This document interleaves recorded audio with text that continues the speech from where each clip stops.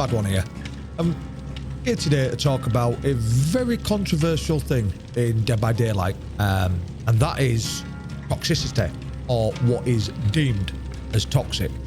Now, I've got a lot of hours in the game, and I've played a lot of Survivor, and started recently playing Killer, and I'm seeing the same thing over and over again, and that is, this is toxic, you can't do this, this is toxic. I'm going to get you straight into a little bit of a thing of what I think is toxic and what isn't toxic. I hope you enjoy, guys, and we'll get straight into the vid. Now, this isn't toxic.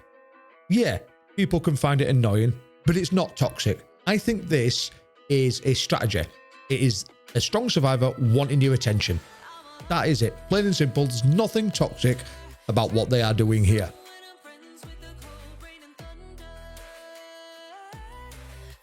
And this, although it's very rarely seen anymore, is not considered toxic. This is just a killer using perks at his disposal. And he's using them in a way that jump scares people and just brings fun to whatever it is they're doing. I've come across these numerous times. I would not say these are toxic. And I'm pretty sure we've all been on the receiving end of one of these. This is a face camping killer. This is a bubba by chance. And I'm sure we've all come across this, where you're being face camped, you're being slapped on the hook. This, again, is not toxic.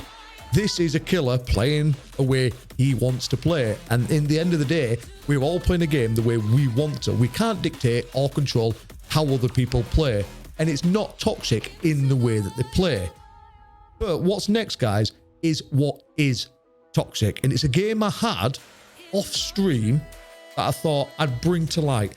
This, in my opinion, is the only thing that is toxic in the entire game of Dead by Daylight. There it is. The most toxic thing you will see in Dead by Daylight. Ruins the game for not just the killer, but for other survivors as well. So at this moment in time, me and my friend was deciding what we should do. We hoped that the Nemesis would leave her alone.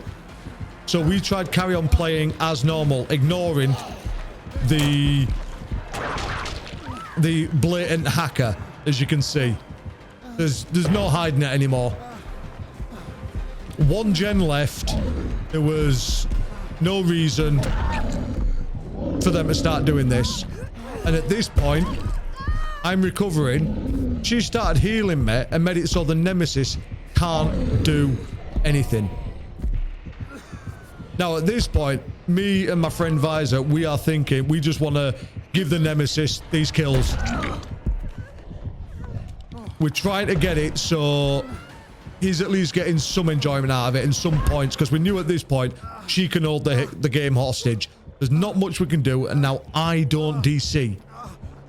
So we're literally just hoping he keeps coming after us, but as you can see, I'm not even running away. We're wanting him to get at least some enjoyment out of it. Now, I know I can't control what everybody else does, but I can control what I do. So I'm still trying to play the game as normally as possible for not just myself, but for the Nemesis.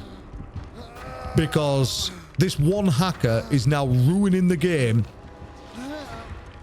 for everybody else involved. So for the 4 other people involved, this hacker is just ruining it for everybody. So my friend Visor comes and gets me. So we're still trying to play as normal as we know we can. We know damn well we've got the hacker that's going to stop it all for us. At any point, the hacker can kill any one of us, can just stop everything. So we're trying to either get him to kill us, which, as you've seen, she stops us, or we're just going to try and get all the gens done and get out. So as you can see, my friend Visor is on the floor, and again, not being picked up. At this moment, I'm wondering what's going on. And then I realized what she did with me. Healed, but went underground or whatever it was she did.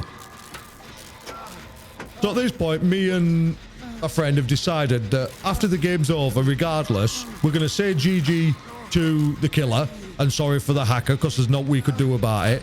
And we're also going to leave a comment and report the hacker on Steam, which we did. Now, bearing in mind at this time, I wasn't streaming. But, as always, I'm always recording. So now we just want to get out of here. So what we're doing is, obviously, my friend's still not being picked up. And now he's stopping it, and we can see why. The Claudette is stopping from every hook.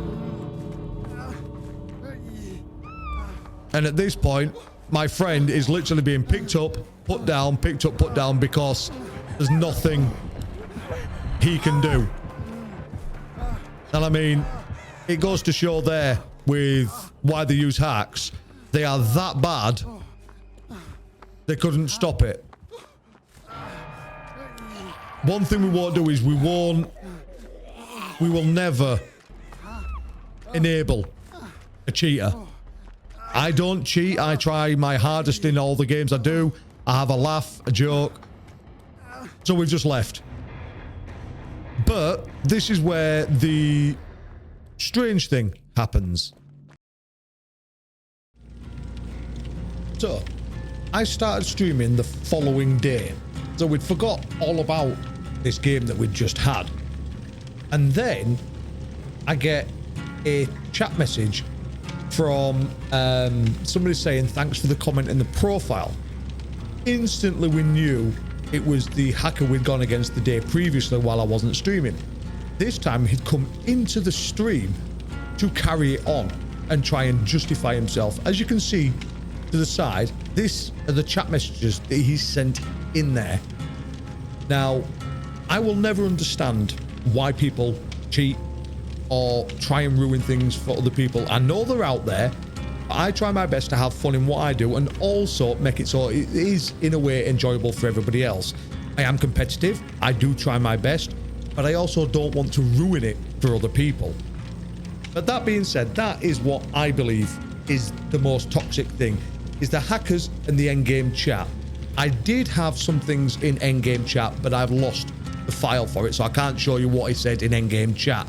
But it wasn't any much better than what you see here. But that is my take on what is toxic. Your flashlight clicking, your face camping, your tunneling, your teabagging is not toxic. They are strategies and they are game styles. Can't class them as toxic. Everybody uses them, so I don't get wound up by them even when I'm on the receiving end of them. I won't get emotionally invested in the game in that way. What I feel and what I wholeheartedly believe is the only toxic thing in Dead by Daylight is the end game chat and the hackers. That is it.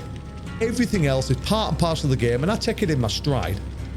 But that being said, guys, thank you for watching the video, and I hope you have yourself an amazing rest of your day. And remember, when playing Dead by Daylight, stay safe in the fog and don't take things too personally. And remember, guys, there's always method in the madness.